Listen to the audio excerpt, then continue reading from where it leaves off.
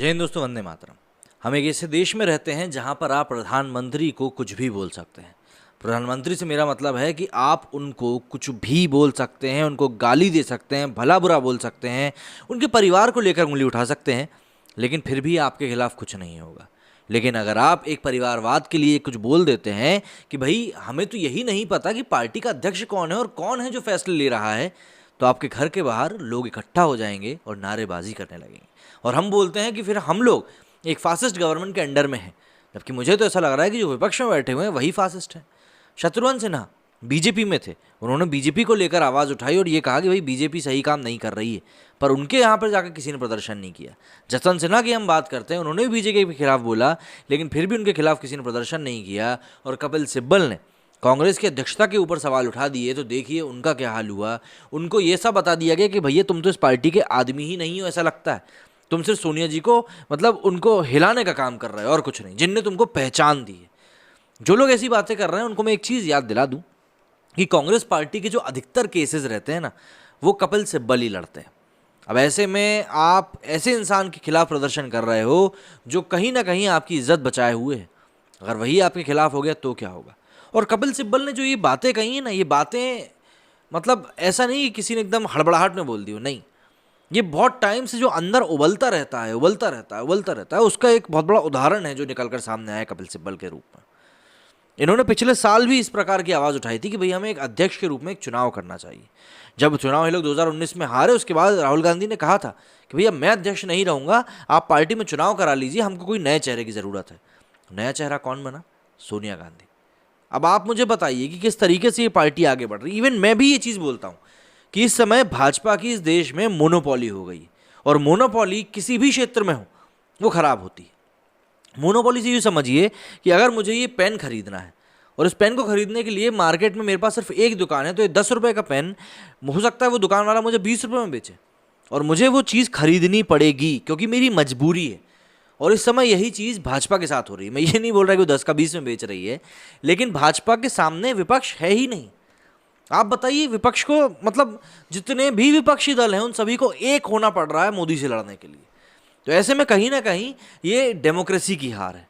तो मोदी के सामने हमको कोई पार्टी तो चाहिए जो भैया उनको टक्कर दे सके और ये बोल सके मोदी को कि भैया अगर आप सही से काम नहीं करोगे तो जनता हमें भी चुन सकती है।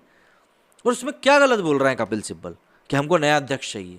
क्यों नहीं दे पा रहे अपने अध्यक्ष? एक चुनाव करवाने आपकी क्या दिक्कत जा रही है? और फिर सबसे बड़ी ज़्यादा हंसी तो मुझे उन लोगों के ऊपर आती है जो कपिल सिब्बल की इस बात को समझने की बजाय उनके खिलाफ प्रदर्शन करने लगते हैं। मतलब क्या है, और मतलब अंधभक्त आप बीजेपी वालों को बोलते हो, इसको क्या कहोगे? समझ में नहीं आता। खैर, समझते हैं कपिल सिब्बल ने क्या कुछ कहा है, वो बात भी हम लोग देखते हैं जरा। पूर्व केंद्रीय मंत्री और कांग्रेस के नेता कपिल सिब्बल ने बुधवार को एक विस्फोटक प्रेस कॉन्फ्रेंस कर डाली और एक बार फिर से पार्टी अध्यक्ष को लेकर सवाल खड़े कर दिए। उन्होंने जल्द से जल्द सीडब्ल्यूसी बैठक बुलाने की मांग करते हुए कहा कि ये दुर्भाग्य है कि कांग्रेस के पास कोई भी अध्यक्ष नहीं है।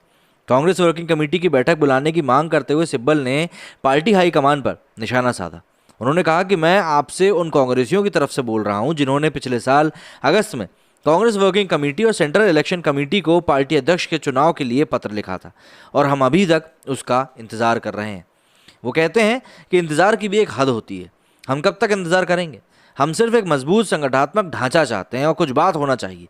सीडब्ल्यूसी में किसी भी मुद्दे पर चर्चा होनी चाहिए, पंजाब के हालातों पर चर्चा होनी चाहिए।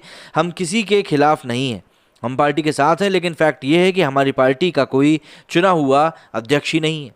सिब्बल ने कांग्रेस के अध्यक्ष विहीन होने पर भारी मन से दुख प्रकट किया और कहा कि प्रदेश कांग्रेस कमेटी को दिल्ली से कंट्रोल नहीं किया जाना चाहिए।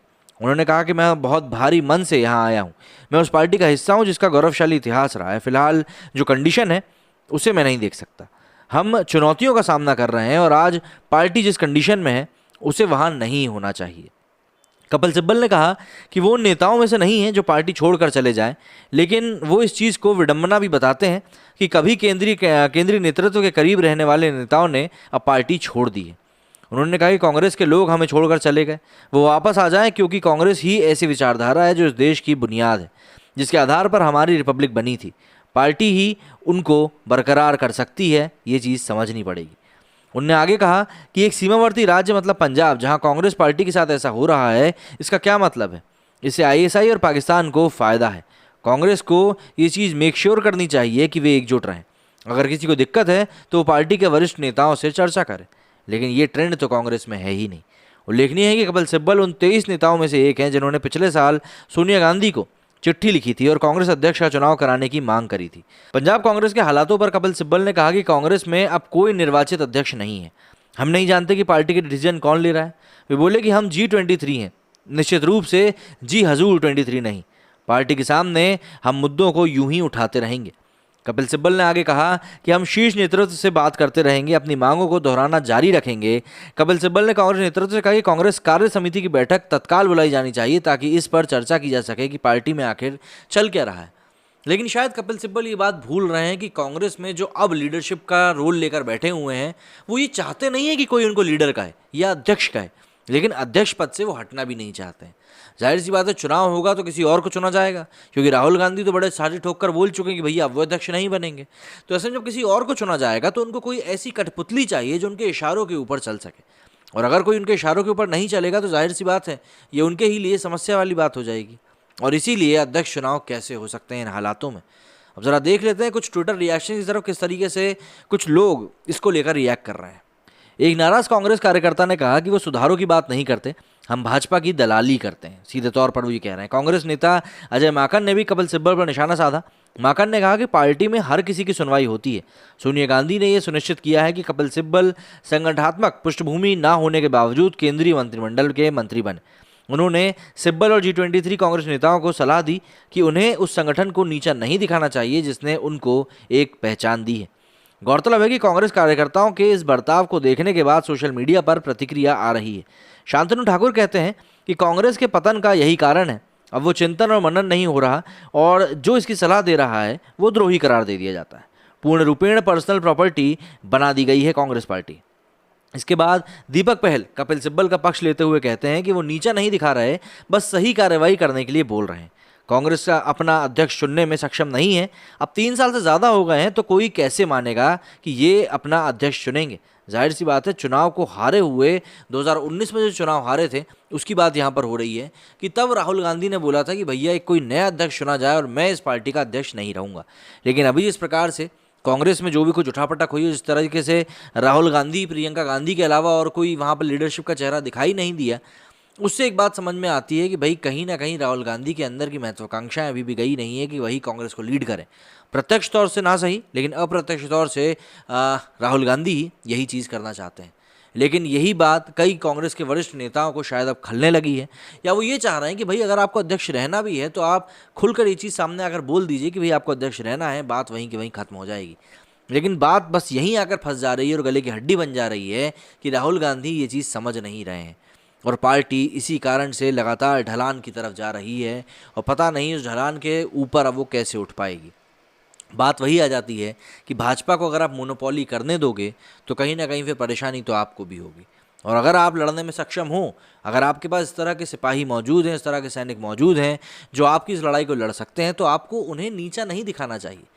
हम मध्य प्रदेश की बात बार बार करते हैं, ज्योतिरादित्य सिंधिया की बात करते हैं जो कांग्रेस का एक प्रमुख चेहरा थे मध्य प्रदेश में, लेकिन सिर्फ इसीलिए वो भाजपा में चले गए क्योंकि कांग्रेस ने उनको वो सही तरीके से हैंडल नहीं किया जिस तरीके से उन्हें करना चाहिए था, जबकि ज्योतिरादित्य सिंधिया राहुल गांधी के काफ़ी करीब माने जाते थे। उसके बाद भी ये चीज़ हुई और अब कांग्रेस के पास हालत ये है कि भाजपा के खिलाफ मध्य प्रदेश में कोई भी स्ट्रांग चेहरा बचा नहीं है। दिग्विजय सिंह का सूर्यास्त हो चुका है, कमलनाथ भी ढलती ढलान के ऊपर बैठे हुए हैं। तो वैसे में कांग्रेस किस तरीके से अपनी पार्टी को आगे लेके जाना चाहती है, ये चीज़ समझ से परे। आपको यदि कुछ कहना है तो कमेंट बॉक्स आपके लिए खुला हुआ है। मेरे इस वीडियो में फिलहाल इतना ही। जय हिंद, जय भारत।